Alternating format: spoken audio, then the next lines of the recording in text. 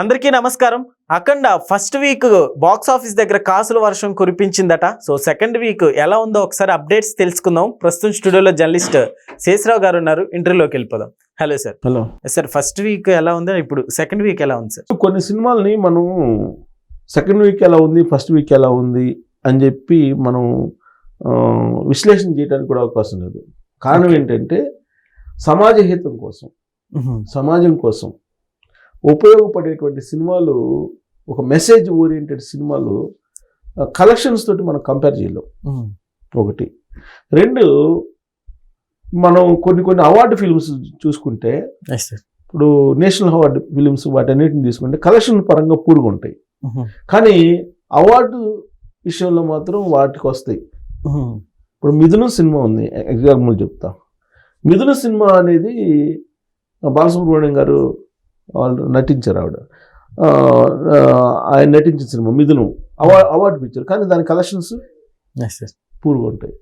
అలాగే ఇట్లా చెప్పుకుంటూ పోతే అవార్డు ఫిల్మ్స్ అంటే అవార్డు స్థాయి ఫిల్మ్స్, అవార్డులు ఎవరికి ఇస్తారు? ఒక సమాజానికి పనికొచ్చేటువంటి మెసేజ్ ఇచ్చేటువంటి సినిమాలకి అవార్డులు ఇస్తారు. ప్లస్ ఆ సినిమాలో నటించినటువంటి నటులకి అవార్డులు వస్తాయి.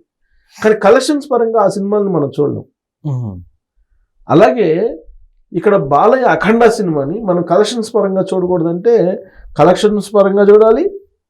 అలాగే అవార్డు గెలిచేటువంటి సినిమాల కోణంలో కూడా చూడాలి. ఓకే, అయితే ఇప్పుడు కలెక్షన్లు కాస్త డల్ అని టాక్ నడుస్తుంది సార్, అదేమన్నా కొట్టింది అంటారా? కలెక్షన్ల కోణంలో ఎందుకు చూడాలి ఈ సినిమాని అంటే, బాలయ్య ఉన్నాడు కాబట్టి. Balayya mass of the God. Okay, కాబట్టి బాలయ్యకి ఉండేటువంటి ఇమేజ్ ఏదైతే ఉందో ఆ ఇమేజ్ని బేస్ చేసుకొని మనం కలెక్షన్స్ కోణంలో ఈ సినిమాలు చూడాలి. అవును, అంతే తప్ప ఆ సినిమాలో ఉండే సబ్జెక్టు, ఆ సినిమాలో ఉండే మెసేజ్ని మనం కోణం నుంచి తీసుకొని కలెక్షన్స్ని మనం విశ్లేషించడానికి అవకాశం లేదు. సో ఈ సినిమా ప్రధానంగా ఇచ్చిన మెసేజ్ ఏంటి? మన భారత భూమి ఏంటి, హైందవ ధర్మం ఏంటి, మన విలువలు ఏంటి, మన సంస్కృతి ఏంటి, మన సాంప్రదాయం ఏంటి, భారతదేశం ఏంటి, అసలు దాని యొక్క పవిత్రత ఏంటి అనేది క్లియర్ కట్గా సినిమాలో చూపించగలిగారు. డైరెక్టర్ సీను బోయపాటి, బాలకృష్ణ గారి నటన, తమన్ మ్యూజిక్, ఇవి హైలైట్. దాని గంగాధర శాస్త్రి గారి లాంటి వాళ్ళు ఆ సినిమా గురించి ప్రశంసిస్తున్నారు. ఆయన భగవద్గీతను ఔపాసన పోసి ఆ భగవద్గీతని అందరికీ అర్థమయ్యేలాగా పాటల రూపంలో కూడా అందజేసినటువంటి అద్భుతమైనటువంటి మహానుభావుడు ఎవరు? మహనీయుడు గంగాధర శాస్త్రి గారు. అలాంటి గంగాధర శాస్త్రి గారే సాక్షాత్తు శివుడే ఈ సినిమాని నిర్మించుకున్నాడు. అక్కడ బాలకృష్ణ కానీ, లేదంటే తమన్ కానీ, లేదంటే బోయపాటి కానీ, లేదంటే ఇంకొకరు కానీ నిమిత్త మాత్రులు. అది దైవమే ఈ పని చేయించింది, అంత అద్భుతంగా ఉంది అని చెప్పి ఆయన చెప్తున్నారు. దాంట్లో మీకు ఇద్దరు సిస్టర్స్ ఉన్నారా, వాళ్ళు బ్రహ్మాండంగా శ్లోకాలు పాడారా? తర్వాత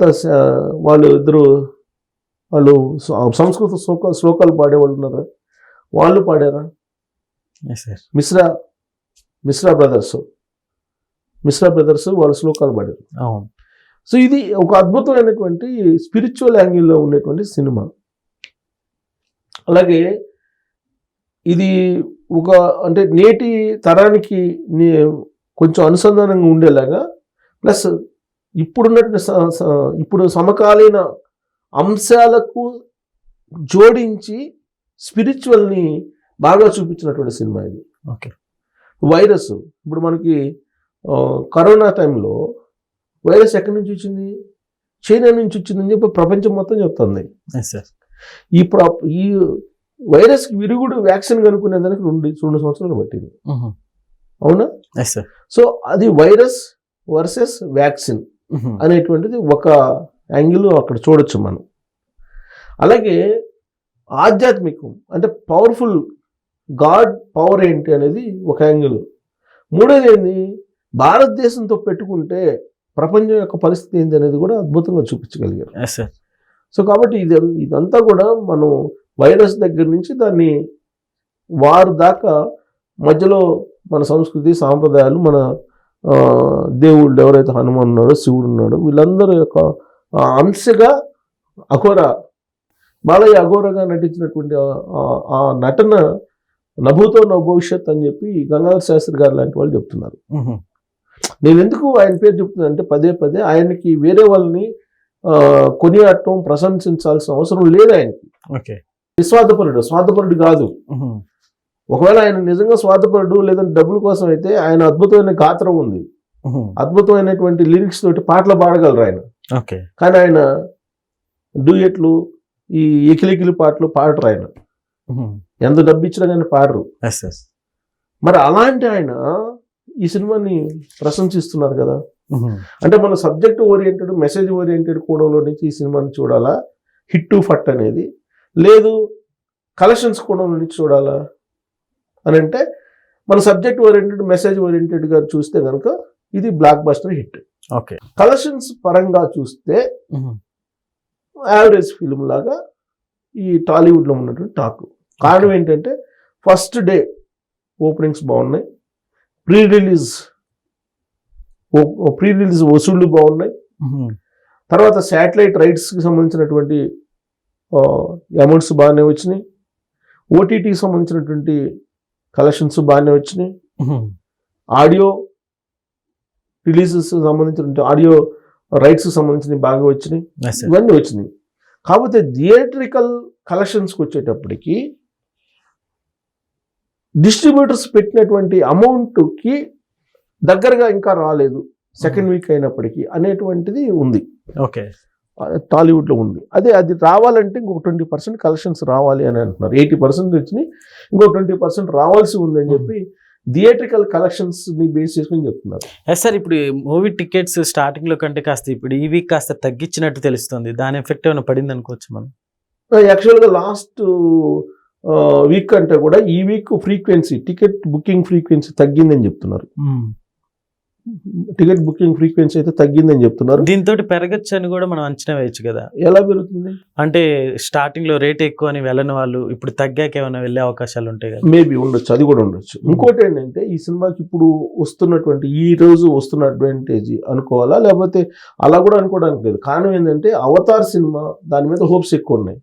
అవతార్ సినిమా ఇక్కడ బాక్స్ థియేటర్ల దగ్గర బోల్తా పడింది, బ్యాడ్ టాక్ వచ్చేసింది. అవతార్ సినిమా బాగలేదు అనేటువంటి టాక్ వచ్చేసింది, సో ఫ్లాప్ అనేటువంటి టాక్ వచ్చేసింది.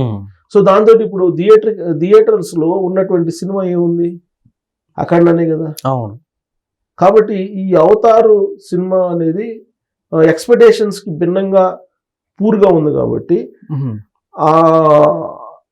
ఆ కారణంగా అఖండాకి ఫ్రీక్వెన్సీ పెరిగే అవకాశం ఉందనేది కూడా టాలీవుడ్ లో లెక్కలు వేస్తున్నారు.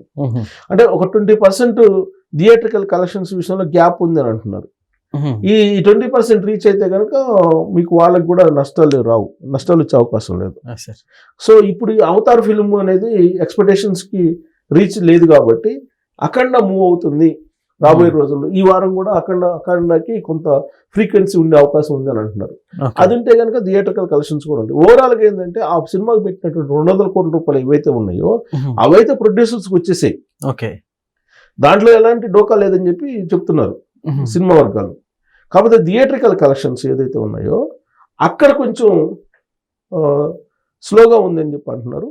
బహుశా కొన్ని సినిమాలు ఏంటంటే ఫస్ట్ వీక్ లో స్లో ఉన్నా కానీ సెకండ్ వీక్ నుంచి స్పీడ్ అయ్యే అవకాశం ఉంది. ఆ జాబితాలో ఏమైనా చేరుతుందేమో చూడాలి మనం. Okay sir, thank you.